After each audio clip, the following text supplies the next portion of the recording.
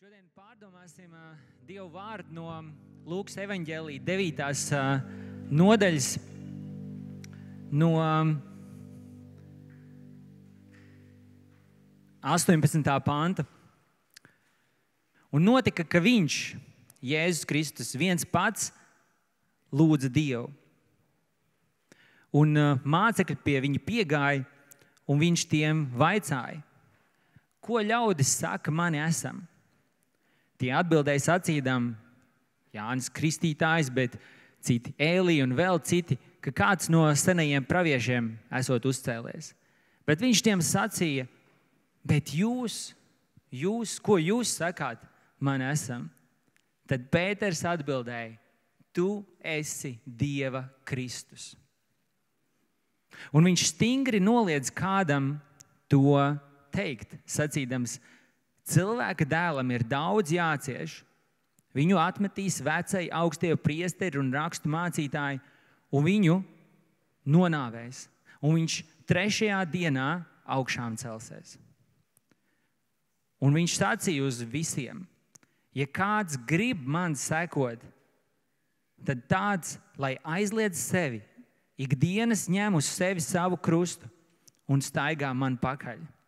Jo kas savu dzīvību gribēs izglābt, tam tā zudīs. Bet kas savu dzīvību manis dēļ zaudēs, tas to izglābs. Jo ko tas cilvēkam līdz, ka viņš iemanto visu pasauli un pats sevi pazaudē un samaitā? Jo kas kaunas manis un manu vārdu dēļ, tā paša dēļ kaunēsies cilvēka dēls, kad viņš nāks sava un sava tēva un svēto eņģeļu godībām. Āmen. Tas ir tā kunga vārds. Droši sēdēties. Kamēr es sludināšu, dalīšos ar Dievu vārdu, aicinātu, ka kāds var paturēt mani un mūs arī lūkšanās, kurš būtu gatavs ar to kalpot šajā brīdī, var pacelt roku. Kāds ir? Paldies. Mēs esam Anglijā. Vai jūs zinat, ka Anglija daudzus gadsimtus ir bijis tāda atklājēja tauta? Viņiem patika doties atklāšanas ekspedīcijās gan uz Āfriku, gan uz citurien. Un pirms vairāk nekā 100 gadiem kāds polāra pētnieks, es nezinu, viņš uz ziemeļiem un uz dienvidiem devās, tāds Ernests Šekltons, viņš ielika vietējā laikrakstā kādu sludinājumu. Tas sludinājums kļūst tik slavens, ka viņš ir atzīts par vienu no 100 slavenākajiem sludinājumiem, slavenākajām reklāmas kampaņām. Un klausieties uzmanīgi, kas bija šajā sludinājumā rakstīts. Ar tādiem lieliem burtiem bija rakstīts: vajadzīgi vīri. Te ir vīri? Jūs esat vajadzīgi. Un tad tādiem mazākiem sīkāks apraksts: bīstams ceļojums, mazas algas, šausmīgs augstums, gari mēneši pilnīgā tumsā, pastāvīgas briesmas, droša atgriešanās apšaubāma, gods un atzinība tikai veiksmes gadījumā. Kā jums šķiet, kāda bija atsaucība šai reklāmas kampaņai? Kāds saka 0? Kurš sola vairāk? 2? Ļoti labi. Pieteicās tik daudz vīru, ka viņš nevarēja visus paņemt līdzi savā ekspedīcijā. Un viņam vajadzēja kādiem arī atteikt. Un domājot par šo aicinājumu, es gribu, ka mēs domājam arī par mūsu ticību. Kā ir ar mūsu ticību? Kāda ir mūsu ticība? Kāda būtu reklāmas kampaņa mūsu ticībai? Mans matemātikas skolotājs jau pirms 20 gadiem sacīja, ka mūsdienu vīrieši sēž ierakumos un krāso lūpas. Un kā jūs domājat, ko dara sievietes? Viņas pienes lūpu krāsu. Daudzreiz un daudz viet mēs kristietību cenšamies padarīt tādu skaistāku, un nekāda vaina nav skaistumam. Paldies par šo skaisto noformējumu. Reizēm mēs cenšamies padarīt tādu maigāku, ērtāku, juteklīgāku, tādu pūkaināku. Man ir taisnība? Kā ir, draudzēs? Varbūt neviens neapšaubīs, ka tā ir kristietība, bet vai tā ir sekošana Kristum? Neviens neapšaubīs, ka tā ir kristietība. Tu pieņem Jēzu un tu esi glābts. Bet vai tā patiešām ir sekošana Jēzum Kristum? Mēs lasījām Lūkas evaņģēliju. Un Lūkas evaņģēlijs nav tas īsākais evaņģēlijs, bet viņš ir chronoloģisks. Tur ir stāsts sakārtot chronoloģiskā secībā. Un ja mēs lasām 8. nodaļu, tad tur ir brīnumi un brīnumi un brīnumi un brīnumi. Tur sākās ar to, kad jūrā, ezerā saceļās viesulis, vētra. Un ko dara Jēzus? Viņš apklusina.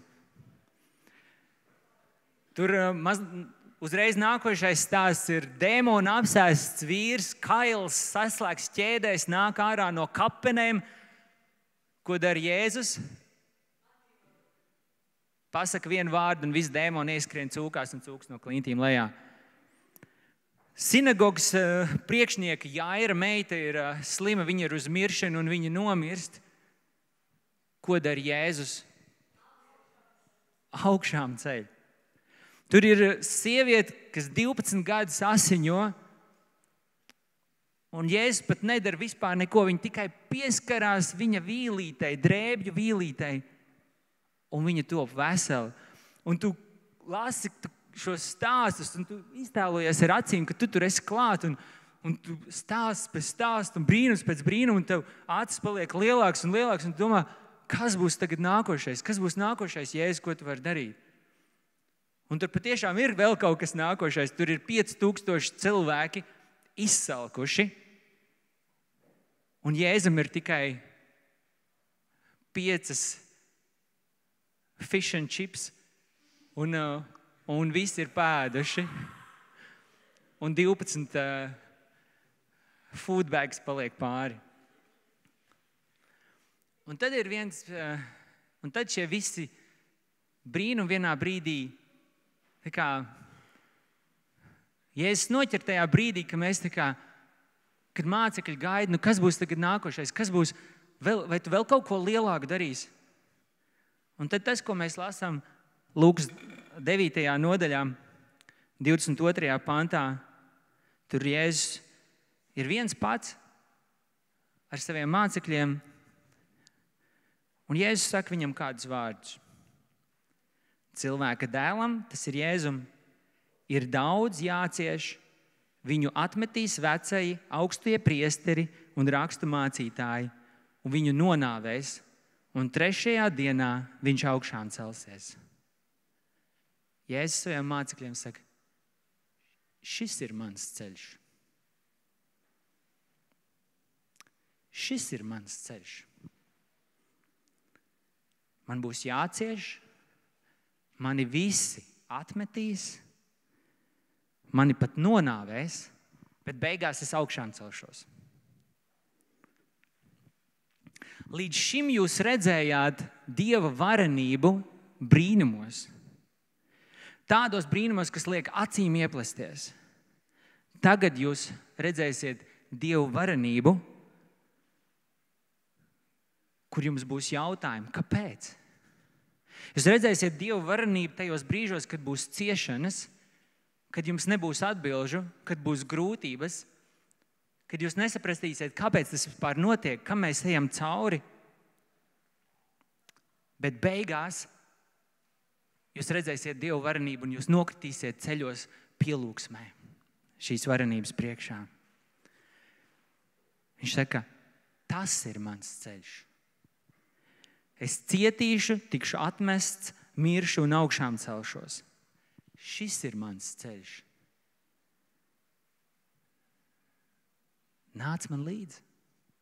Vai tu nāksi man līdzi? Šis ir ceļš, kas man ir jāiet. Šis ir tas ceļš. Nāksiet ar mani? Sekosiet man? Es to iešu, vai jūs man nāksiet līdzi? Un viņš paskaidro mazliet vairāk, kāda ir īstā sekošanas cena. Un 23. pantā viņš saka, un viņš sacīja uz visiem, ja kāds grib man sekot. Ļoti vienkārši, vai tu gribi sekot Jēzum? Mēs daudzreiz esam teikuši, jā, es gribu sekot. Un viņš saka, ja tu gribi seko, tas ielūgums ir atvērts. Ja kāds grib man sekot, un viss sākas ar to, ka tu gribi. Ja tu negribi, nekur tu nevar tālu tikt, bet ja tu gribi, tad tāds, lai aizliedz sevi, ikdienas ņem uz sevi savu krustu un staigā man pakaļ. Es ātri paskaidrošu šos 3 vārdus. Ja tu gribi sekot, ir 3 lietas. Aizliedz sevi. Ko tas nozīmē? Kādi to interpretē mazliet nepareizi un saka, kas tev ir no šīs pasaules, kas tev varbūt iepatīkās, tev tam ir jāsaka nē. Nē, tas nav tas, ko saka Dieva vārds. Dieva vārds saka ar mazliet mazāku nozīmi. Ja ir kaut kas, ko tu gribi, bet tajā brīdī tu zini, ka Dievs vēlas kaut ko citu, tad tev ir sevi jātur un jādara tas, ko Dievs grib. Piemēram, ja tu negribi piedot, ja tev ir dusmas, ja tu vēlies samelot, ja tu gribi kaut ko nozagt, ja tu gribi darīt pa savam prātam, tu zini, ko Dieva vārds saka. Tad tev ir jāizvēlas tas, ko Dievs grib. Un tajā brīdī tu aizliedz sevi. Tu aizliedz savu gribu, savus intereses. Otrā lieta, ko viņš saka, ikdienas ņem uz sevi savu krustu. Un atkal bieži vien cilvēki to ir paņēmuši kā tādu sadzīves teicienu un saka, tas jau mans krusts, kas man jānes, man visu dzīvi ir jācieš un jāmokos. Nē, tas nav tas, ko Dieva vārds saka. Ja kāds tajā laikā staigāja ar krustu, tad vienīgais, ko tas nozīmē, ka viņš mirs. Tev ir jābūt ikdienas gatavam nomirt par Jēzu Kristu. Fiziski mirt, tikt pienaglotam pie krusta. Tā ir sekošanas cena. Nekas mazāk un nekas vairāk. Un trešā lieta – staigā man pakaļ. Man patīk, kā modernais tulkojums to skaidro. Tas ir kā, ja tu brauc mašīnā, tad tu ļauj Jēzum sēdēt vadītāja krēslā un stūrēt tavu dzīvi. Uzticēties viņam, kur viņš vadīs. Aizliegt sevi, ikdienas ņemt uz sevi savu krustu un staigāt pakaļ. Un varbūt tu jau esi jutis šo aicinājumu, kad Jēzus aicina tev ne tikai pieņemt viņu, bet patiešām sekot. Varbūt tu jūti, ka viņš tev ir kaut kad pieskāries un tu esi atkal atraidījis. Tu esi atteicies un gaidi, kad būs atkal tā nākošā reize. Un varbūt tā ir šī diena. Es ticu, ka kādam no jums tā ir šī diena, kad Dievs atkal aicina tevi pilnībā atsaukties un pilnībā sekot viņam. Vai tu esi pilnībā nodevies sekošanai Kristum? Un tur var būt tikai 2 atbildes. Vai nu jā, vai nu nē. Pilnībā jā, pilnībā nē. Sekot nav viegli. Un Jēzus tālākajos pantos viņš min tādus 3 galvenos iemeslus, kas mūs var atturēt. Viņš saka, jo kas savu dzīvību gribēs izglābt, tam tā zudīs. Bet kas savu dzīvību manis dēļ zaudēs, tas to izglābs. Citiem vārdiem, bez nomiršanas nav augšām celšanās. Un mēs zinām, ka tas nav tikai runa par mūžīgo dzīvību tur debesīs. Mēs sekojam jau šeit. Mēs sekojam jau šeit. Un ja ir kaut kas, ko tu saki, es Jēzus tev esmu gatavs sekot, bet augstākais, kas ir, ko es varu atdot, ir dzīvība. Un ja tu saki, bet dzīvība nē, tad patiesībā tu kaut ko tomēr turi sev.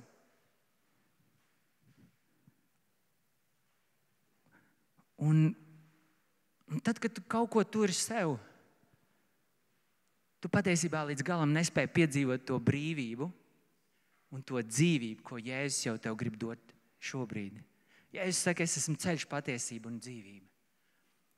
Ja tu neļauj Jēzum pilnībā būt tavai dzīvībai, tad tu arī līdz galam nevari viņu piedzīvot kā visu savu dzīvību.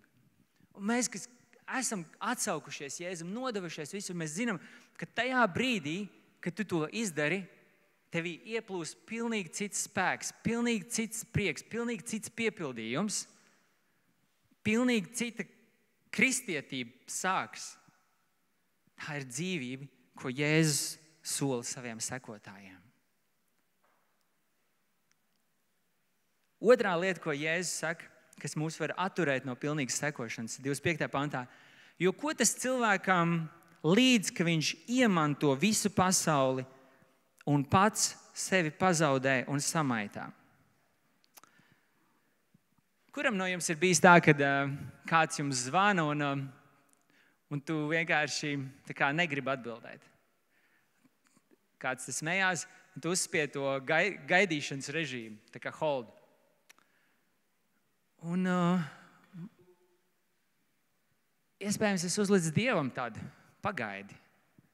Nu pagaidi, kad es pabeigšu mācīties, tad es sekošu tev. Un tad tu pabeidz mācīties un saki, nu tagad es gribētu tā kā aprecēties. Un tu aprecies. Nu pagaidi, Dievs, un tagad man tagad ir ģimene par ģimeni jārūpējās par sievu, un viņu mazliet jāpalutina un jāiepriecina. Un tad piedzimst bērni. Un tad, kad ir bērni, vajadzīga vairāk nauda. Saka, labi, es tagad bišķiņ pastrādāšu Jēzus, bet tu vēl bišķiņ pagaidi. Tad es tev sekošu pilnībā. Un tad, kad ir bērni, tad tev viņi ir jāved uz bērnu dārzu, tad tev ir patiesībā vajadzīgs arī varbūt ritenīts viņiem, un tad ir laiks, un tad vēl visādas lietas jānopērk, un tad tev vajadzīga ir mašīna, un tad tev pēc tam jau vajadzīga lielāka māja, un tev ir, lai būtu lielāka māja, tad tev ir atkal vairāk jāstrādā, un tu saki visu laiku, nu pagaidi, Jēzu, vēlāk, pagaidi vēlāk. Un tad tev pienāk 40, 50, varbūt 55, un saka, bērni ir ārā no mājām, un saka, nu tagad es varu atpūsties. Nu es esmu visu skrējis kaut kam pakaļ, kaut ko strādājis, nu tagad es varu atpūsties. Un tā dzīve paiet. Un tu liec Jēzum gaidīt. Tu liec Jēzum gaidīt, un kas tad beigās no tās dzīves paliek priekš viņa? Viņš ir tavs glābējs, tu būsi debesīs, ja tu esi uzticējis viņam savu dzīvi, bet vai tu viņam seko? Kas no tavas dzīves beigās paliek viņam? Kāds mans draugs, nesen es ar viņu runāju, un viņš teica, viņš strādāja kādā pilsētā Latvijā bankā, vadīja bankas filiāli, un viņš izsniedz kredītus. Un, es nezinu, kāda ir jums attieksme pret kredītiem, bet viņam bija tā doma, viņš bieži vien tos cilvēkus, kā nelielā pilsētā, redzēja pēc tam Lombardā, viņi tās mantas, kam viņi bija ņēmuši kredītu, visi bija atstājuši Lombardā, un turpināja par tām visām maksāt. Un viņš saprata, un es tajā visā iesaistos. Tikai, lai nopelnītu naudu savai ģimenei. Es palīdzu patiesībā viņiem šajā ceļā. Un viņš sāka lūgt Dievu, Dievs, es gribu kaut ko mainīt savā dzīvē. Es gribu patiesībā darbu, kur es varu ar savu to laiku veltīt, lai kādam liecinātu, lai kādu iepazīstinātu ar tevi. Un nepagāja 3 mēneši, kad viņam no Rīgas biroja atnāca ziņa, draugs, mēs ļoti novērtējam tevi, mums ļoti patīc, bet šo filiāli mēs slēdzam ciet. Mums nav nekas pret tevi, bet, ja tu gribi, var braukt uz Rīgas strādāt, bet bet šo filiāli mēs slēdzam ciet. Un viņš atrada citu darbu, kur viņš var darīt gandrīz vai tieši to pašu, bet ar pilnīgi citu mērķi, ar pilnīgi citu attieksmi. Vest tos cilvēkus pie Kristus. Un Dievs vēl vairāk viņu svētīja, viņš pat pielika viņam klāt algu. Jo mantas ir piemetamā daļa. Bībele saka, dzenieties pēc Dieva valstības, tad jums pārējās lietas taps. Amen. Un tad ir trešā lieta, kas mūs var atturēt. Jo kas kaunas manis un manu vārdu dēļ, tā paša dēļ kaunēsies cilvēka dēls, kad viņš nāks savā un savu tēvu svēto eņģeļu godībā. Kauns. Kauns par Kristu. Kauns par Kristu patiesībā ir grēks.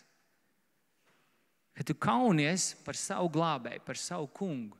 Jo tajā brīdī, kad tu kaunies, tev cilvēku viedoklis ir svarīgāks nekā tas, ko saka Jēzus Kristus par tevi.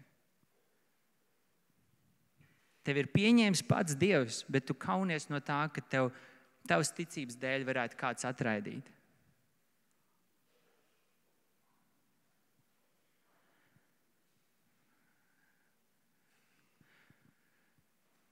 Vai tu vēlies pilnībā nodot sevi un sekot Kristum?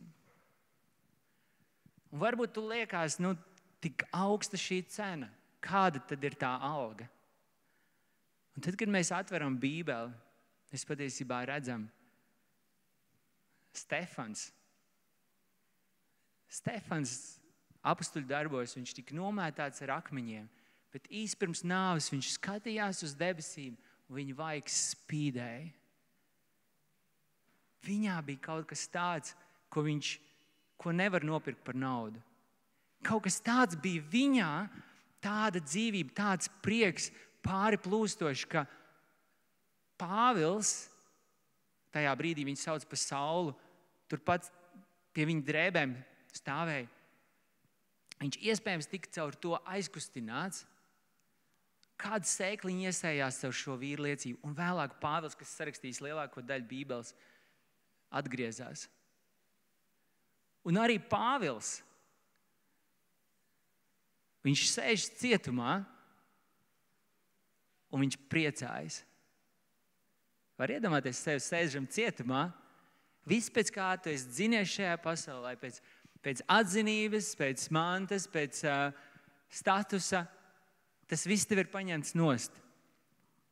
Un tu smaidi, jo tev ir kaut kas tāds, kas nav šai pasaulē. Viņš ir tik priecīgs, ka viņš raksta vēstuli uz Filipiešu draudzi, priecājieties kungā. Es vēlreiz jums saku, priecājieties. Pāvils izvēlējās pilnībā sekot Kristum. Un viņš ieguva kaut ko tādu, ko pasaule viņam nevar piedāvāt. Un mazliet vēlāk tev būs iespēja izdarīt šo izvēli, atsaukties un pilnībā izvēlēties sekot Kristum. Es neko nevaru tev apsolīt, kas tev sagaida rīt, vai pēc mēneša, vai pēc nedēļas, kur tev Jēzus aizvedīs. Es nezinu. Bet tā ir sekošana. Sekošanai ir augsta cena, un sekošanai ir liela svētība. Ir bijis tā, ka es izvēlos sekot, un ir tā, ka man ir jautājums, ko mēs ēdīsim šodien. Man sieva saka, kaut kas jau vēl tur skapī ir. Un mums pietiek. Un rīt arī pietiek. Un arī parīt pietiek. Un ir kaut kad tā, kad ir ļoti daudz. Un ir tā, ka tu vari baudīt tās svētības. Tu vari ceļot pa pasauli, tev pat ir māja, tev ir mašīna, tev ir svētības. Bet tā ir tā piemetamā daļa. Jo tu esi izvēlējies sekot. Vai tu gribi sekot? Un es apzināti izdarīju tā, ka es izlaidu kādus pantus no sākuma.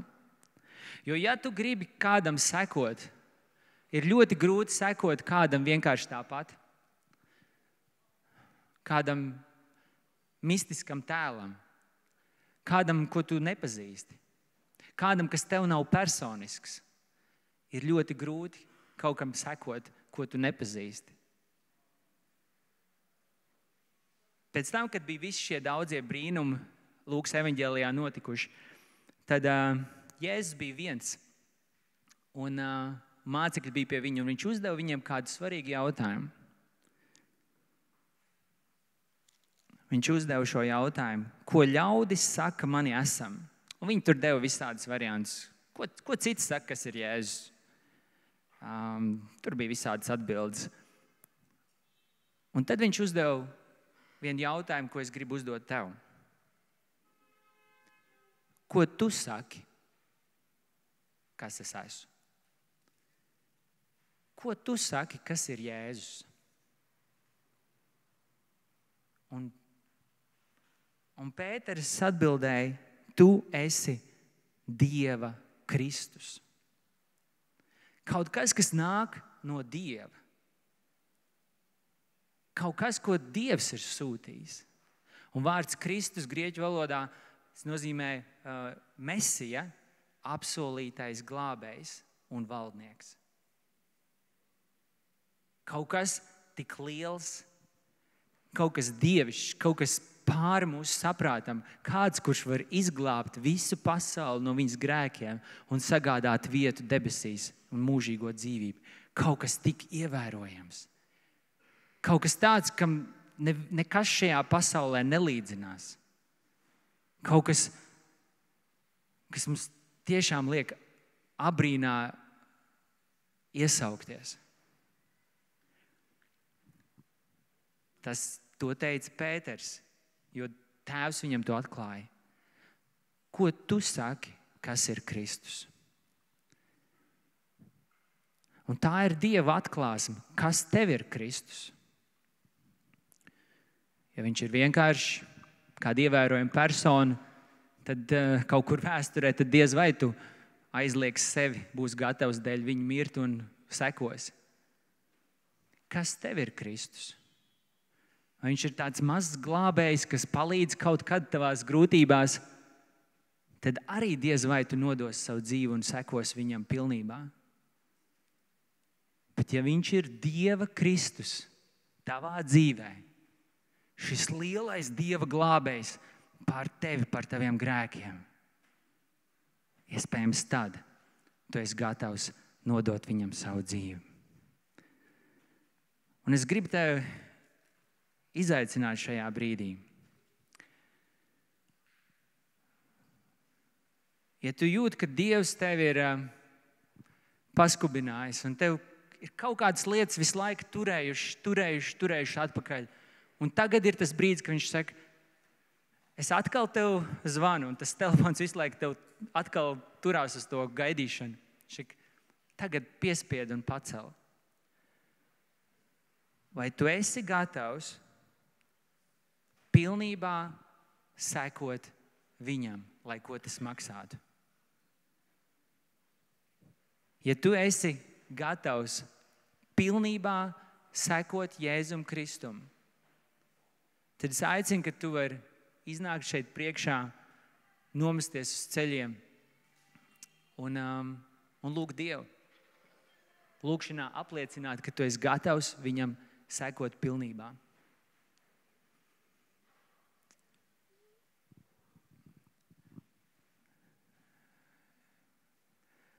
Šeit būs arī kādi cilvēki, kas būs gatavi par tevi aizlūgt. Bet, ja tu jūti Dievu pieskārienu, pilnībā nodot viņam savu dzīvi un sekot Jēzum Kristum, tad es aicinu, ka tu iznāc šeit priekšā, nometies uz ceļiem un nodod savu dzīvi pilnībā viņa lietošanai.